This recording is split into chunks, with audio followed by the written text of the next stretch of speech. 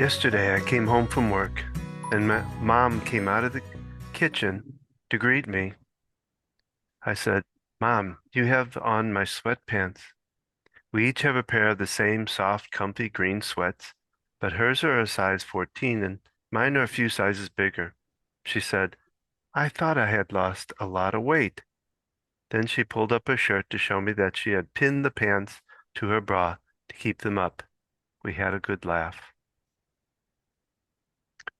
I was sitting with Mom, who was in the final stages of vascular dementia, when suddenly she looked at me straight in the eyes and said tenderly, "I love you." I was so touched and I replied, "I love you too." She smirked, then she asked, "Now who are you?" We both laughed. When I told her I was her daughter, Mom got teary and exclaimed, "You are mine." She was visibly grateful and thrilled, as was I. These are stories coming from agingcare.com. Well, hello, this is Gina And this is Don. with Focused Healthy Family, and April is OT month. And so today decided to discuss communicating with aging parents. And this is podcast number 110, talking about communicating with aging parents and loved ones. First, let's hear a word from our sponsor.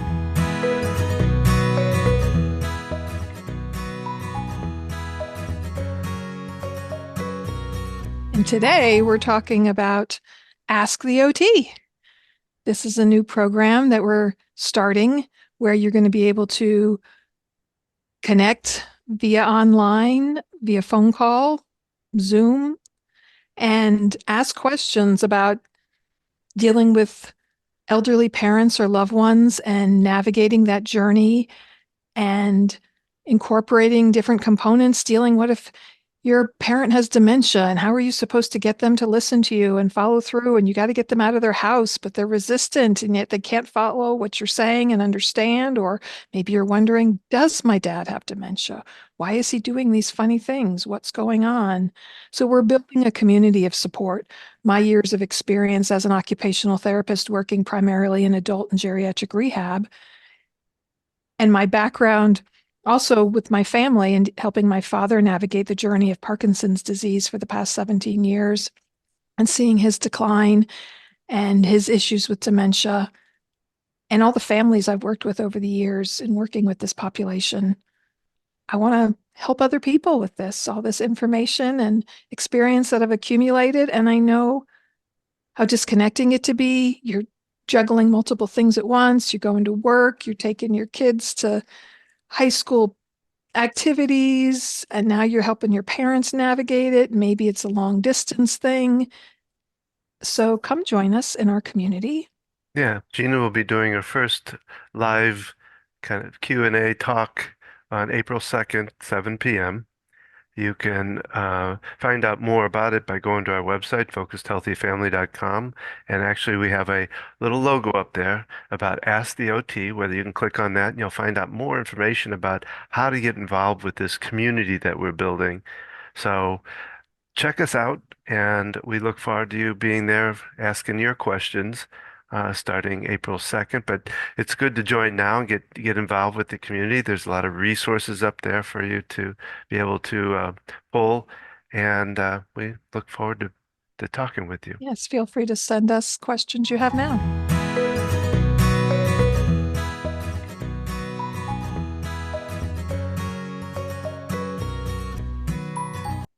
And we're back. And we decided to do another Ask the OT session as we're launching our new Ask the OT program. I'd love for you to be a part of that. And when Don brought this up to me, I thought, let's talk about communication, how we communicate, types of communication, what it looks to communicate with someone.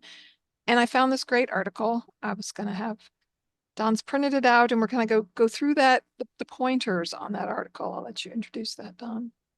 Well, it comes from AmeriCare, personalized, dignified home care. And it's just giving us 10 different tips. And we'll look at the first one, and it's 10, one 10 different tips on having difficult conversations. oh, okay. Can you say what the article is entitled? 10 tips for having tough conversation with aging parents. Um, the first one is and it's something we talk about a lot, is starting early when you're talking about this. Um, Having that tough conversation that's kind of hard to have because it's talking about the end of life or towards the end of life and what to do and what the desires of parents are. And that can be difficult when everything is going smoothly. You think your parents are fine. You're like, we don't need to talk about this till there's a problem.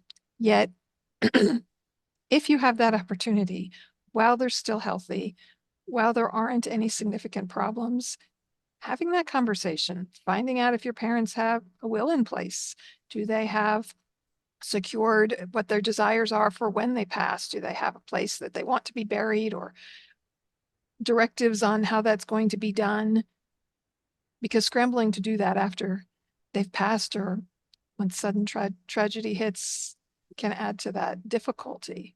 And so, Well, and you want the way I like to approach it too is when if they're having difficulties talking about it, is to just mention to them that you would like them to be part of this, and while they have the ability to think through it and give their thoughts on it versus a time when they might not be at a place, they might be in crisis where they can't think straight enough about it. And you really want to get them when they're calm and so to be able to approach it that way by letting them know that I know this is tough, yet I want you to be part of it.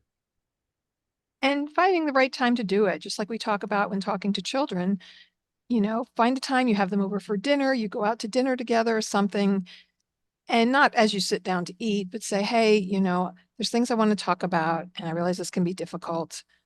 I'd like to get things in process as you get older. And if you have difficulty, if you need assistance doing things, what kinds of things do you already have in place? And just like any conversation, after you introduce the idea, we need to allow them time to express their feelings.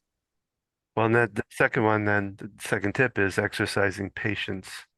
And And maybe they say, oh, I just don't want to talk about that right now. And okay, so this is really difficult. You don't want to talk about it.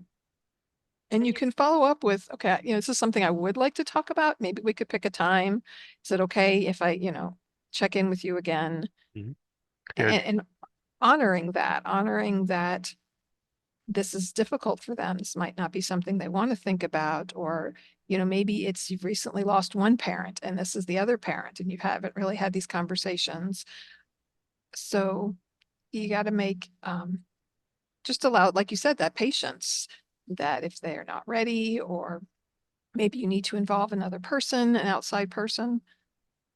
And I'm sure they talk about some other tips in the article.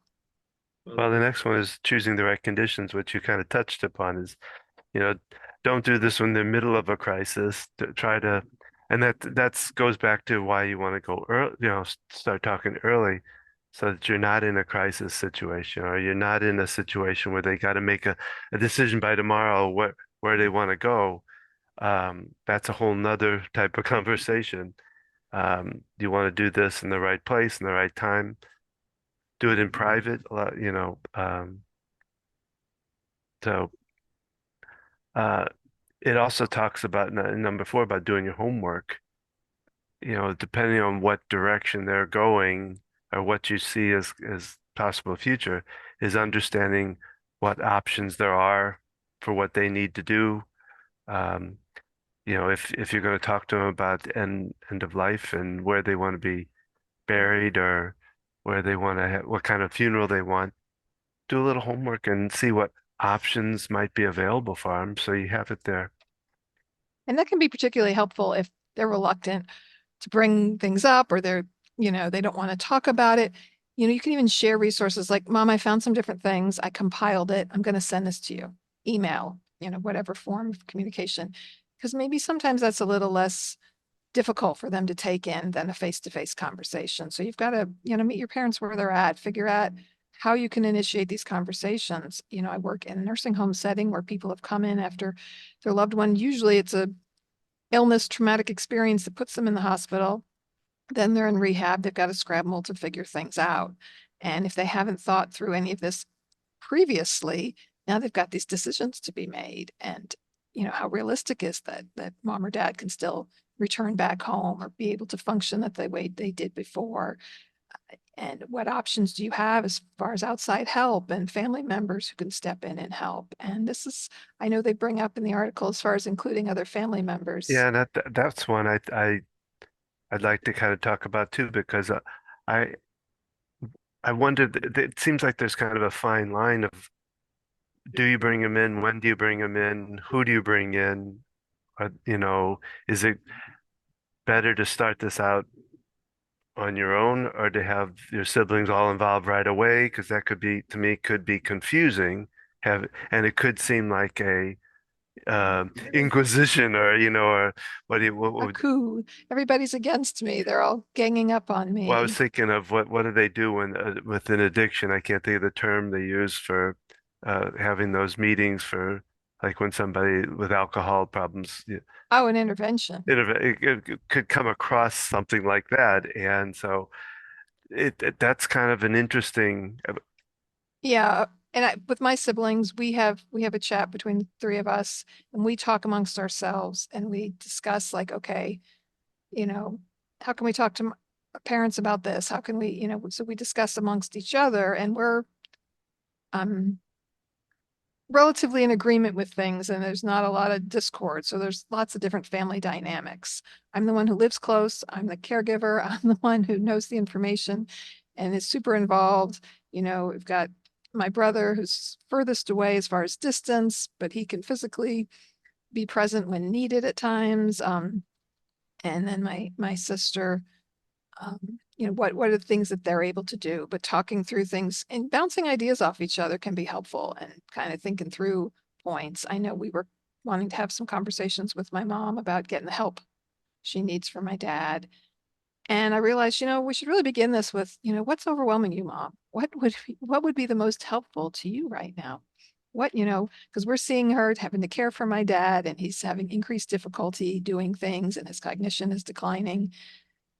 And we're like, this is the help we need. This is what we need to do. And yet she's the one living with him. She's the one dealing with this day to day. And so realizing, okay, wait a minute, I need to step back because we're already in the midst of this and say, what would be helpful to you? So sometimes we have to kind of put our own stuff aside and say, okay, these are all, and that's where you can hash things out with siblings or other family members that might be involved. Kind of get that out of the way so that you can really be present for your parents, whether it's both of them together, one of them that's caring for another, or just kind of getting things out there on the table. Well, the other thing is, when not talking or in a place where you're, like, with is, you don't want to talk where your dad can hear you sometimes. Yeah, it's like, with children, I find it very disrespectful when parents are talking about their kids and they're within earshot and they're talking about them like they're not there. And so even though people with dementia you might not think they understand or paying attention or listening, this can add to resentment and that sense of, they're out to get me, they're all against me.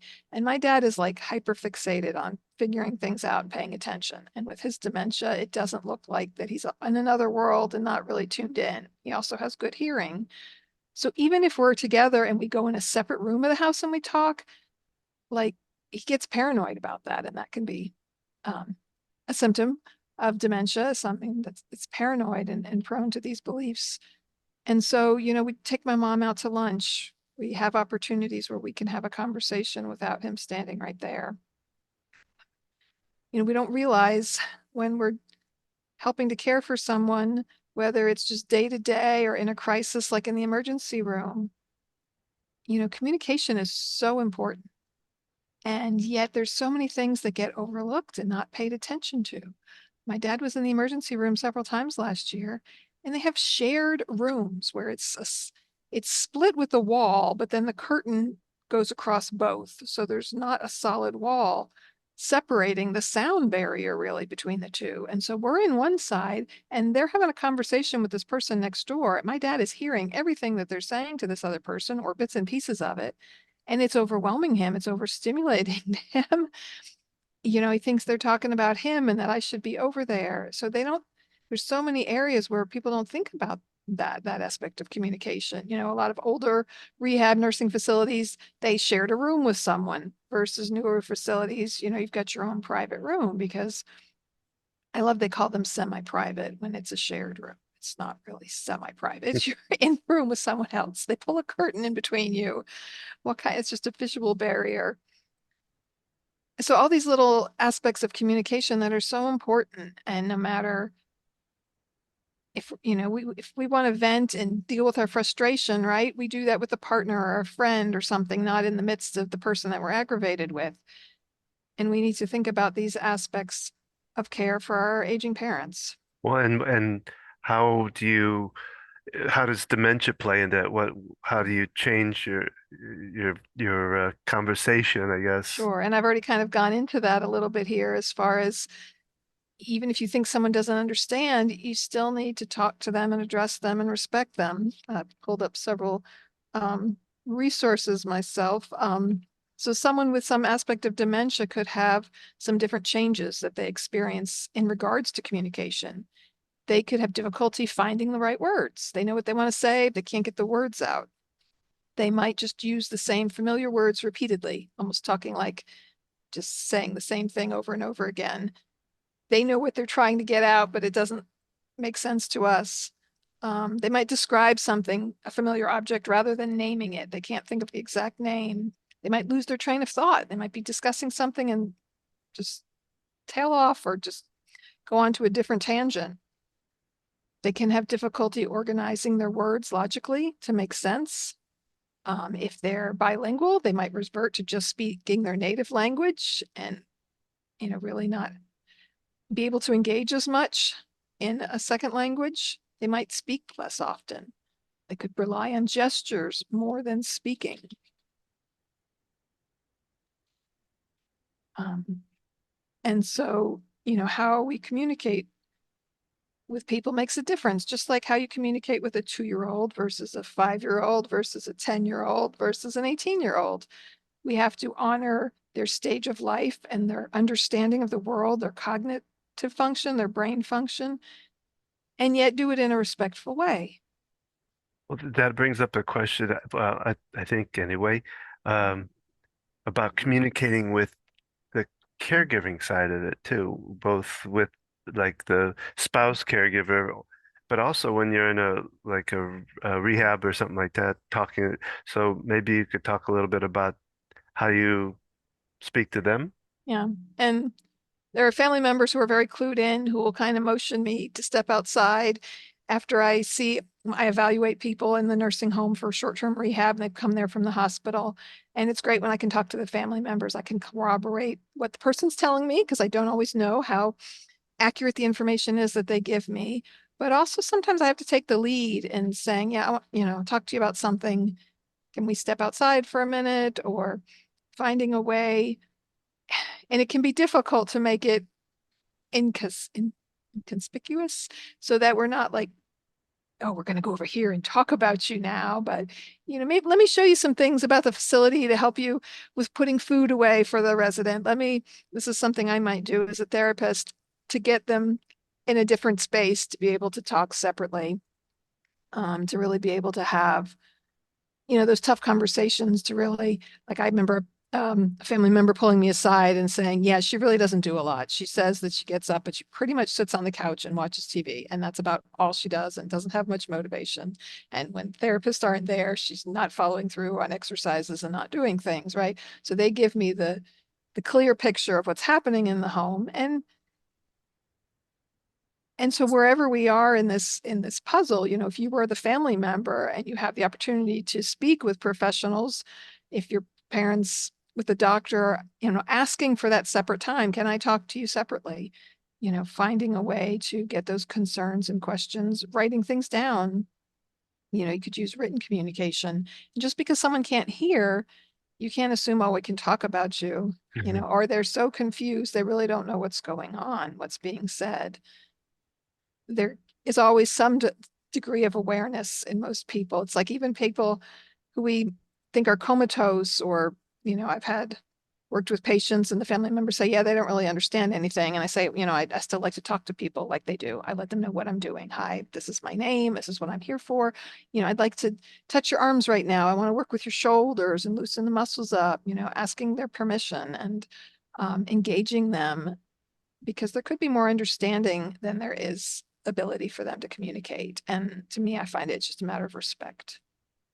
One, I would think, and that again, the kind of a question is uh, the the spouse or the caregiver of the patient from their home, the personal caregiver, I guess you call it, the person that's taking care of them, uh, is kind of has to maybe even do a little kind of some kind of training for the caregivers in the facility to like if depending on what they have, what the person like your dad has dementia on top of Parkinson's. And a lot of times the facility caregivers may not quite understand that particular Parkinson's.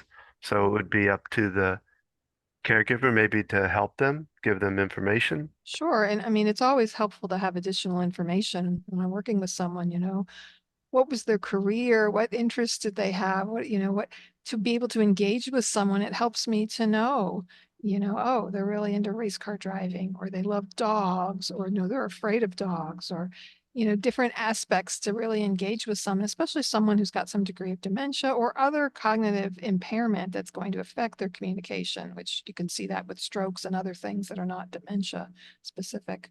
So understanding that person. And so either advocating for your loved one by sharing that information. My dad was in a rehab facility not too long ago, and I brought in music. Um, we got him a CD player. And my mom had tons of CDs, and I brought in and I put signs up about it. And one of the caregivers said, they didn't realize the sign was for them. I had made a sign for the caregivers to pay attention to it, and they didn't realize that. So you almost have to be very specific. Attention caregivers, you have to make it very clear. You need to make Mhm. it concise with little information. I've got some family members I see who do this where I work, and it's great. Attention caregivers, da da da. And they have them some things spelled out, and they have it on multiple walls of the room, even.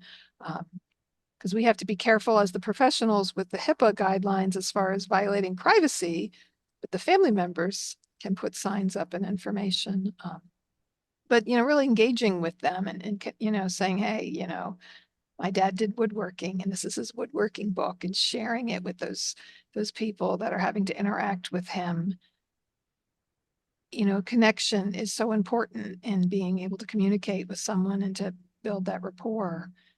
And keeping that in mind, it's like if you want to sit down and talk to your parents about getting older and questions and concerns you have, whether they're seem completely fine and healthy right now, or you're seeing early issues and things they're having to deal with, take them to their favorite place to eat, make them something they like for dinner, um, find a way to engage with them on their level, and, bring up the topic and, really paying attention to nuances, some people, as far as how you approach people.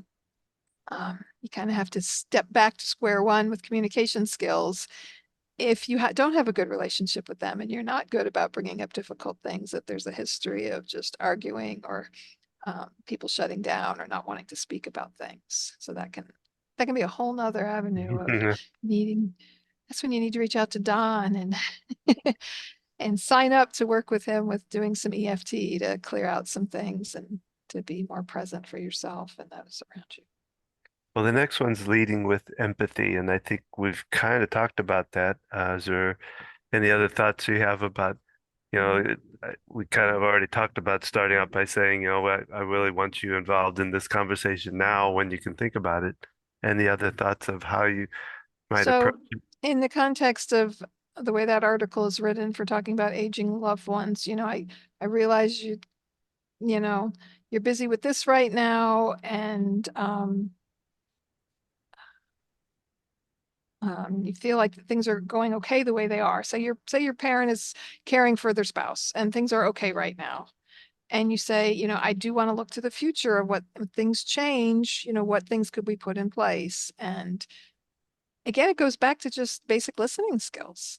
And that's the next one is really listen, you know. And what does that mean to really listen? To acknowledge their feelings, to give them a chance to speak and to say, wow, this is what you're saying to me. You kind of can repeat back what they've said so that they feel heard, that you understood what they've said. You can ask, for further clarification. Or if they go, no, that's not what I said. You're twisting my words. Well, tell me, what it is so that I can understand better. And I want to be able to understand this. And so, and as well as allowing them that space, you can also say, well, okay, I hear you saying this, and yet my concerns are this. I'm worried about all of a sudden something happens to you. I've got to step in. I'm not able to do that with my job, or, you know, what's this going to look like? How's this care going to affect dad if something, happens to you? And these are my concerns. So you want to listen to them, validate their feelings, but also have that space to be able to express your concerns. And this might not be a one-day conversation. This No, no, you am I? might someone but flare up and get angry, and we need to give them that space. Just with my teens, they've gotten mad and they've stormed away, and I've learned over the years, give them time. They will come back down. They often apologize Mhm. without any prompting, and then we can re-engage in what the issue was. So we've got to give that space to other people too. And it can be very heated and intense when it comes to with our parents. Well, and you think if you think about it, I've told the story before about, when you got your keys when you were 16 versus when and then taking them away. But it's also the same thought about in the house, the first time you buy a house, whether it's as a couple or like myself, I was single at the time, but it felt really empowering and you have a whole new your kind of life is kind of expanded, with so many different opportunities then. And now you're doing the opposite Yeah, if sometimes. you have to look at downsizing, if you have to look at moving a parent into assisted living, um, those apartments tend to be very small. And here's somebody who's 70, 80 years old. They've accumulated all these things in their life, even if they don't live in a big house. How do you combine all of that into a small space and giving them that opportunity to be a part of things that are important? And even if you can't hold on to things, finding a way to go through the items, maybe videotaping it, pictures, or just Hmm. having some moments of like looking through things together and sharing memories. There's different ways to incorporate that, and finding out what's really important to them, what would feel really special for them to have in their space, like you said.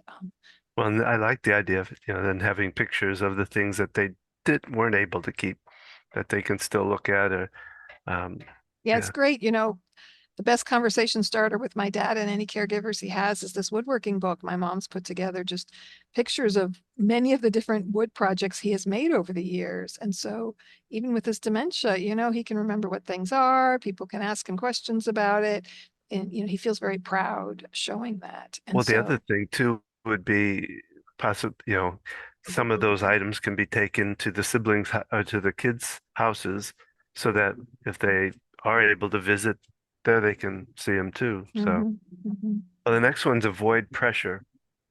Okay. So, um, it's, I think it would be easy for the kids to want to get these answers and so how do you ease back that pressure, but still get get to the get get it done, I guess, Yeah, I mean, giving someone a hard, fast deadline. Well, you need to decide this by this date, or I'm going to make the decision for you, right? You say that to a kid, people shut down when you say that. Maybe they freeze up. They don't know how to respond. They might get defensive.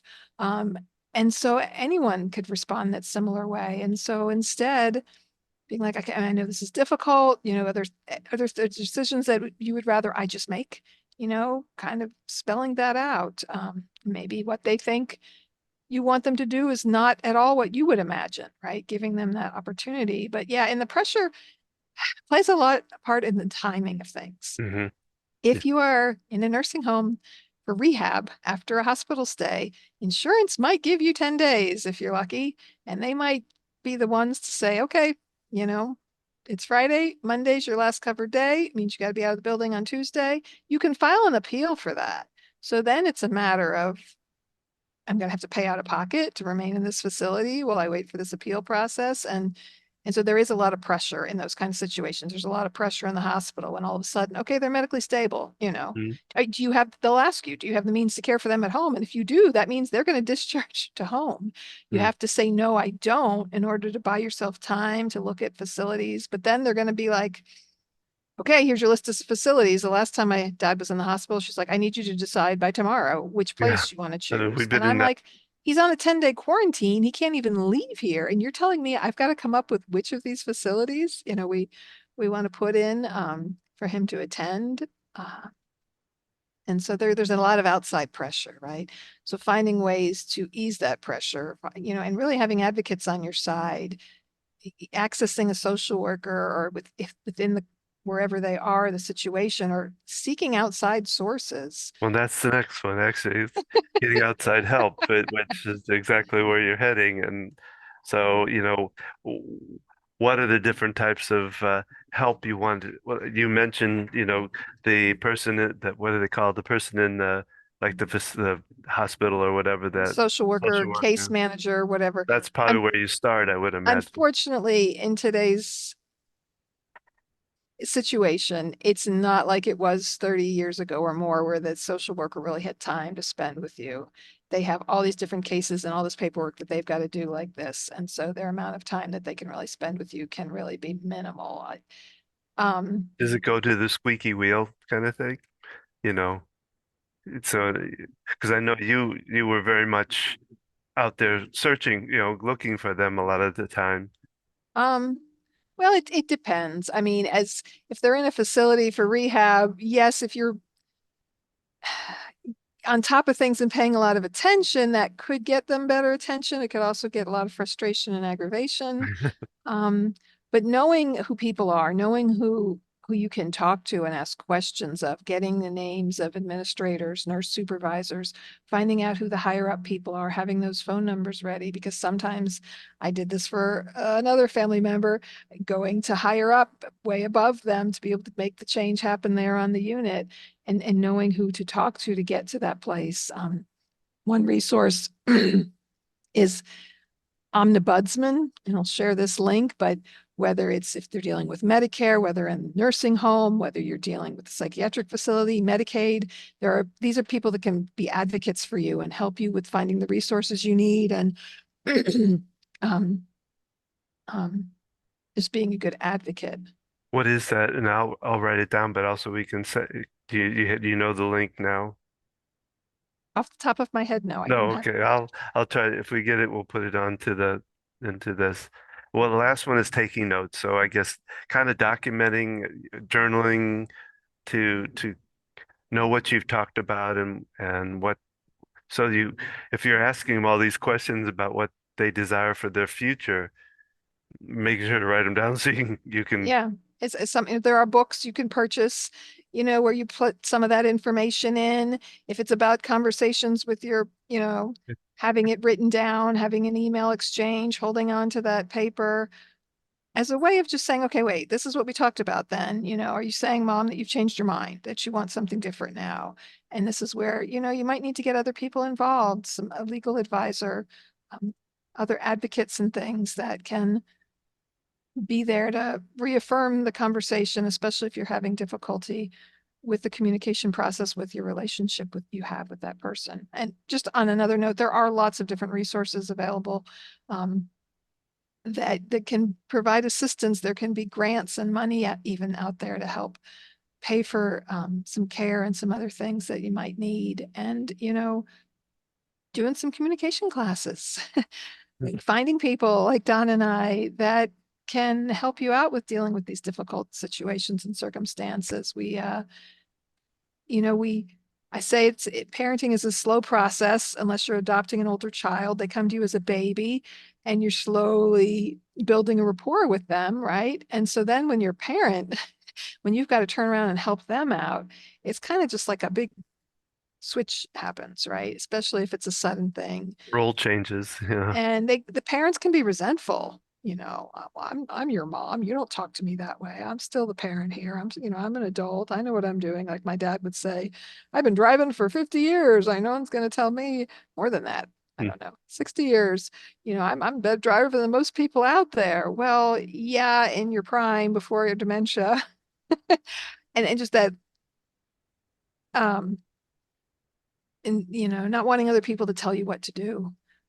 And that's where I think communication plays a big role, is that being able to address that and not aggravate it even more when they're coming at you and saying, I'm the mother here, you don't tell me what to do, is being able to how you respond to that makes a huge difference. And that's what we talk about in our communication courses. Even with kids or adults, it's kind of the same thing.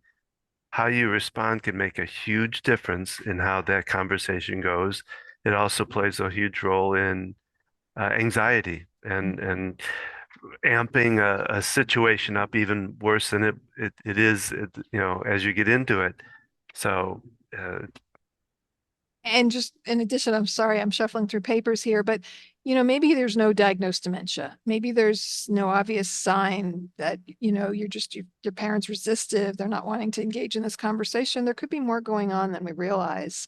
Um, so just some general symptoms of dementia. If someone's having memory changes, some new confusion, mood changes, irritation, irritability, uh, there can be early signs.